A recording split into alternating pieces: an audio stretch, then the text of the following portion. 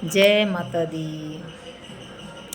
मेरे सभी प्यारे बहन भाइयों को पिंडी दरबार की तरफ से माँ भगवती के छठे स्वरूप माँ कात्यायनी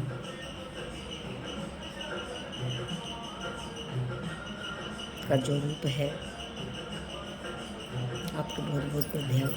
माँ कात्यायनी का जो छठा नवरात्र है वो माँ कात्यायनी का है। आपको बहुत बहुत बधाई हो। माँ कात्यायनी महर्षि कात्यायन की कठिन तपस्या से प्रसन्न होकर उनके घर में माँ कात्यायनी ने पुत्री के रूप में जन्म लिया।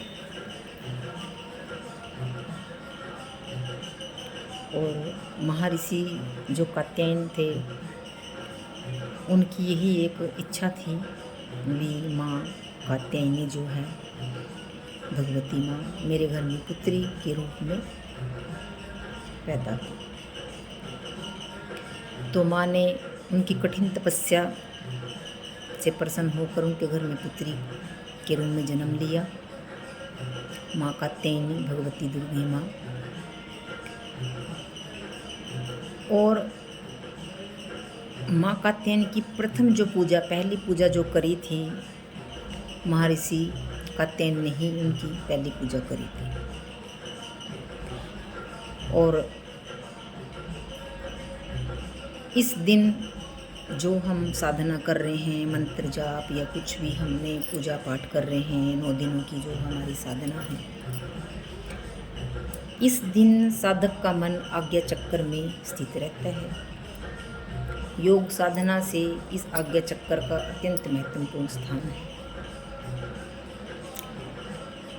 इस चक्कर में स्थित मन वाला जो साधक है, माँ कात्यायनी के चरणों में अपना सब कुछ निछावर कर देता है। और माँ कात्यायनी की उस साधक पर बहुत कृपा भी होती है। साधक जो अपनी साधनाएं कर रहे हैं, मंत्र जाप कर रहे हैं, जो भी माँ की साधनाएं उठा रखी है, साधक जो आज छठा माँ का जो स्वरूप है माँ कात्यायनी का आज्ञा चक्र, ये आज्ञा चक्र, ये जो हमारी बिंदी है जहाँ पे हम तिलक लगाते हैं, ये आज्ञा चक्र है। और इस दिन आपको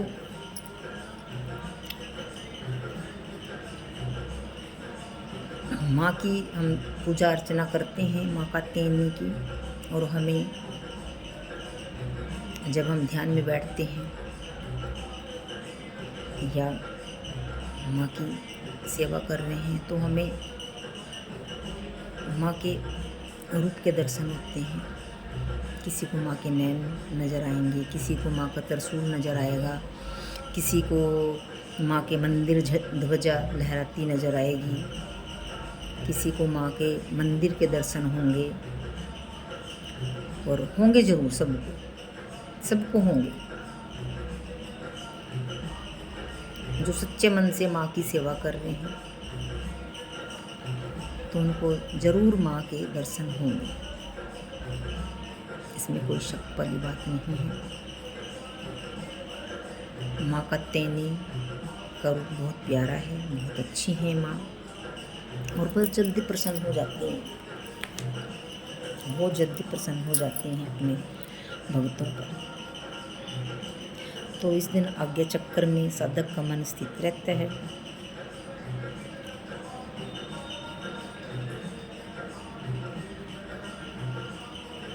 तो आप सभी माँ कात्यायनी का दर्शन करें, माँ की सेवा करें, अच्छे से माँ से प्रार्थना करें, हे माँ भगवती, आप हमारी मनोकामना पूरी करो।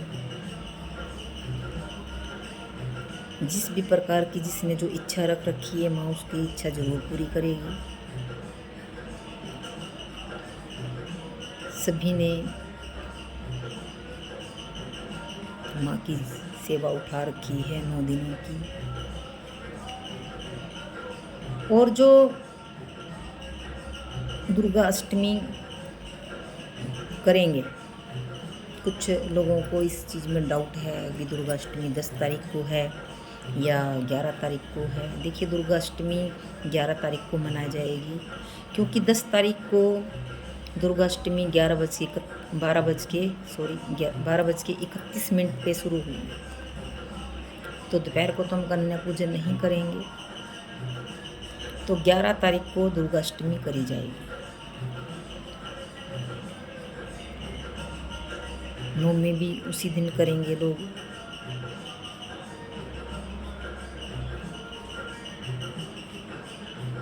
कन्या पूजन तो कुछ लोग कुछ ऐसी कुछ जैसे हम शुरुआत तो बहुत अच्छी कर लेते हैं, माँ भगवती के नवरात्रों की, माँ की सेवा उठाने की बहुत अच्छे से शुरुआत करते हैं, और लास्ट में आके हम थोड़ी सी गलतियाँ कर देते हैं। समापन पे आके थोड़ी सी गलतियाँ कर देते हैं।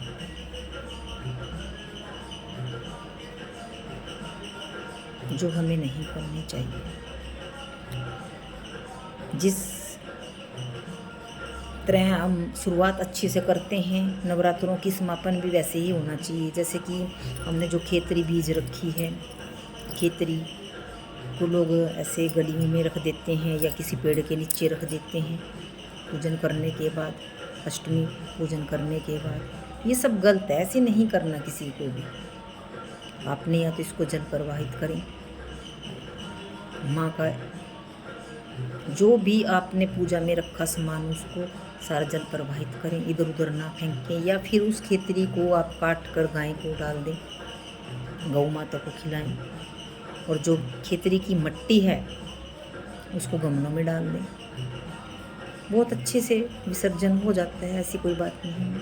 बाकी ये है ना, पेड़ के नीचे ना रखो, कुछ लोग छत पे डाल देते हैं सूखने के लिए। अनादर मत करिए किसी चीज़ का।